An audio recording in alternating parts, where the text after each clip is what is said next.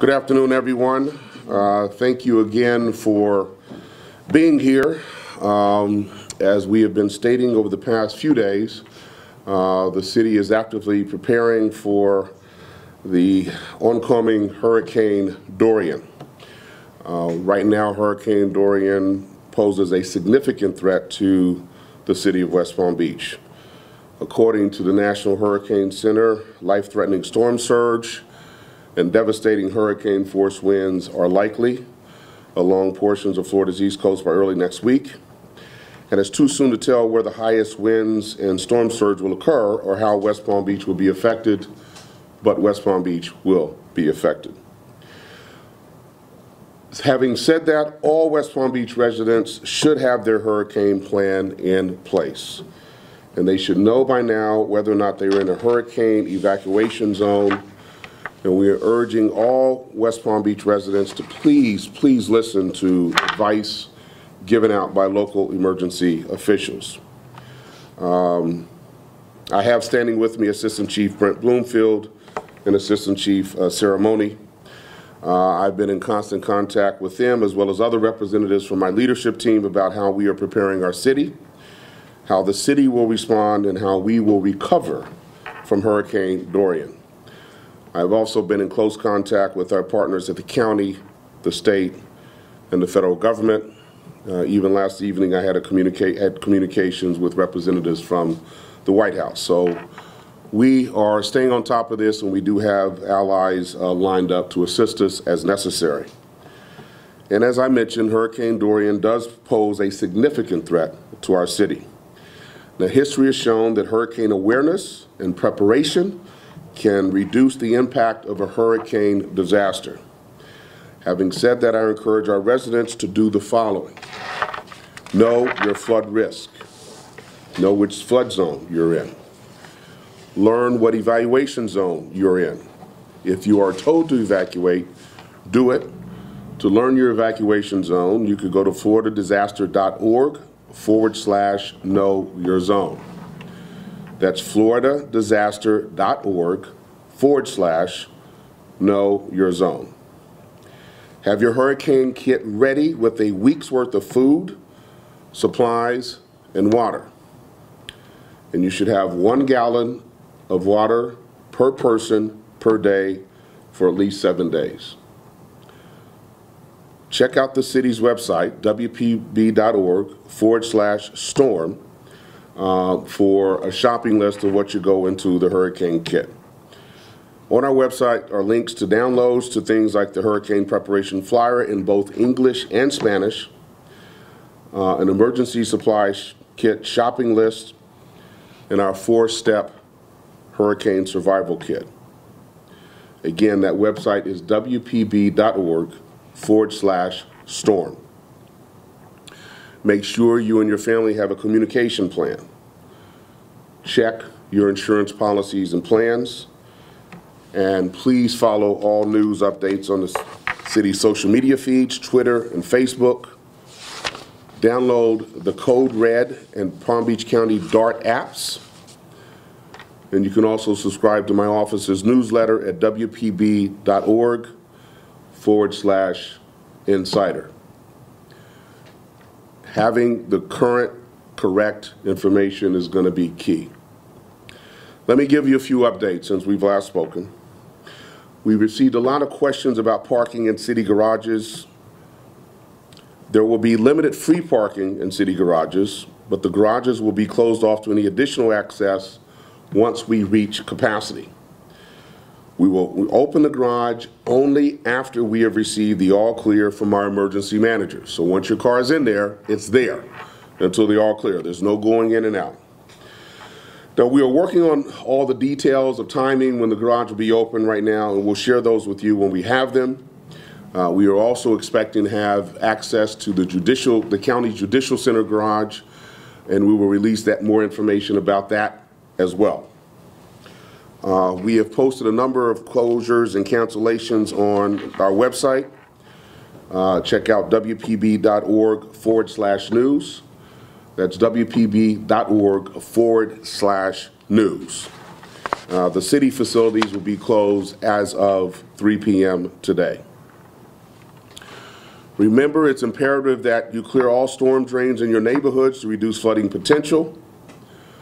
Also, Saturday sanitation service has been suspended. There will be no pickup of Saturday of garbage tomorrow. I really want to emphasize to all the citizens of West Palm Beach that we at the city are working around the clock. We prepare for hurricanes throughout the year. I am confident in the talent and the capabilities of our team, and I do want to assure every resident in the city that we will get through this. It's going to take cooperation from everyone, but we have assembled a very fine, capable team here, and we will be manning the Emergency Operations Center beginning tomorrow. Our employees are working very hard to prepare our city, to protect you, and to keep you safe. Your safety is paramount, but you must expect that there will be some significant disruption of services over the next few days, particularly after the storm hits. Please be patient, be courteous. We're all in this together, but we will all get through this together. Hurricanes are one of Mother Nature's most powerful and destructive weather events. Hurricane awareness and preparation can reduce the impact of hurricane disasters. In closing, I'm pleased that so many of our residents have been taking this threat very, very seriously. And I ask that everybody remain calm. It's a stressful time for all of us, but we're all neighbors. Let the angels in us please come out. Let's work together. And I know if we work together, we will get through this together. I'm here for any questions. Mayor, you mentioned evacuations yesterday. Is there a target date in which you guys make a determination when and if you're going to do that? Whoever determines, go ahead, Grant. So we are working with the county right now, and so the biggest thing about evacuations is it depends on the storm and when the storm's going to get here. The storm has slowed. It continues to slow. So that's pushed back our thought process on when we're going to do certain things. Once we find out, we're not even under a hurricane watch yet. So as soon as we get under a hurricane watch, we'll start making some of those decisions. And let me just say this about evacuation zones. When we tell you to evacuate, we want you to evacuate. When the winds get up to 45 miles an hour, we do not respond anymore. So the thing about that is if you are in an evacuation zone and you get in trouble, we're probably not going to come and get you. So if we tell you to evacuate, evacuate.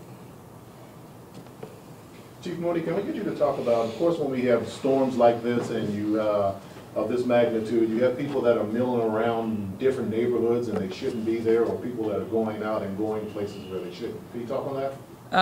We definitely, anybody that's milling around during the storm is a problem. We do our best before, during, and after the storm, as long as it's safe for our officers to be out doing their job, to ensure that those people get where they're supposed to be so that they're safe during this whole event. After the storm, we have different task forces and groups that will go out to make sure that the entire community is safe and secure to the best of our ability, to make sure that if they decide to come out and start looking at what's going on, that it's safe to come out and start looking at what's going on. The best thing is people shouldn't go out and just kind of, hey, I just want to see what happened, or I'm coming out during the middle of the storm. Our suggestion would be get prepared now, get hunkered down well before the storm arrives, and don't just hit the door and go out running and checking out what's going on in the neighborhood right after it leaves. Give us the opportunity to get out and do some assessments to make sure that the whole environment is safe enough for people to be out and about. And as for the people who are out there trying to commit crimes and all this? We're out there to do some law enforcement.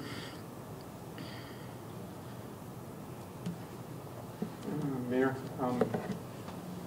any special provisions being made to ensure the city's water supply remains safe and working?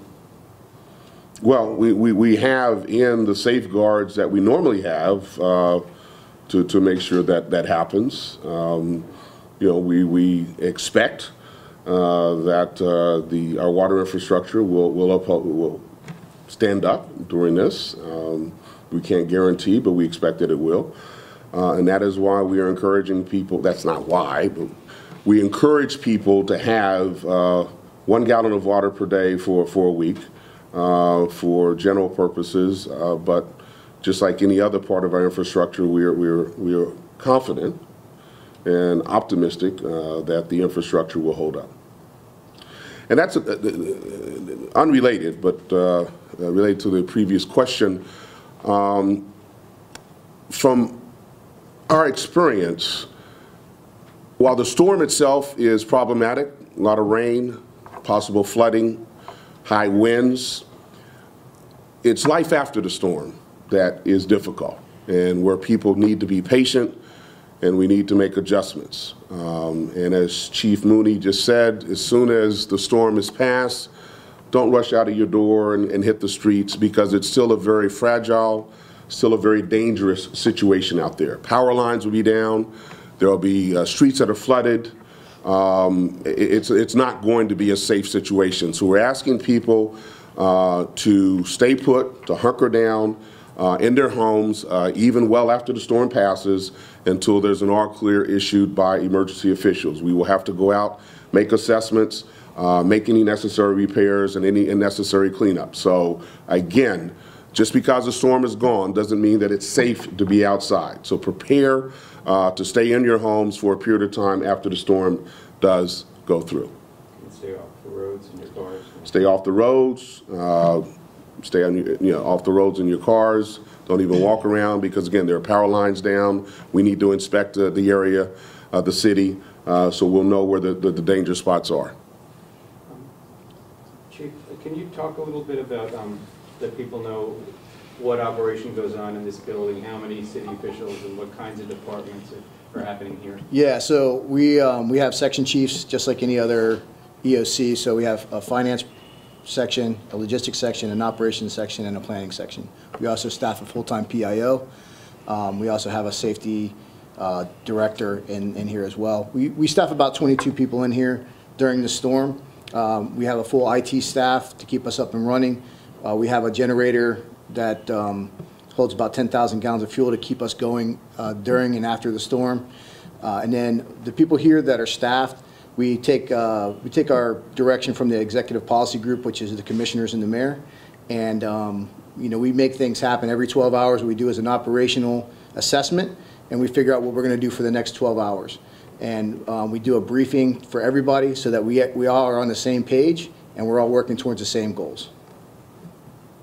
Will the mayor and all the commissioners be sleeping here? No. So what we like to do is the mayor will be here as needed, but the commissioners, we want them to be out in their districts. We want them to be a face for what we're doing in here, and we want them to be able to give our message from the EOC to their constituents.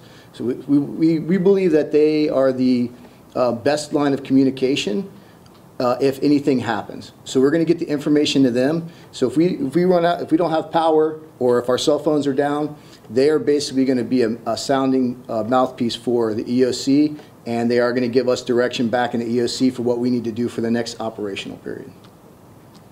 Just to piggyback on that, he says the mayor will be here as needed. I'm considering myself needed as long as there is a threat. So yeah. I will be here. Yeah.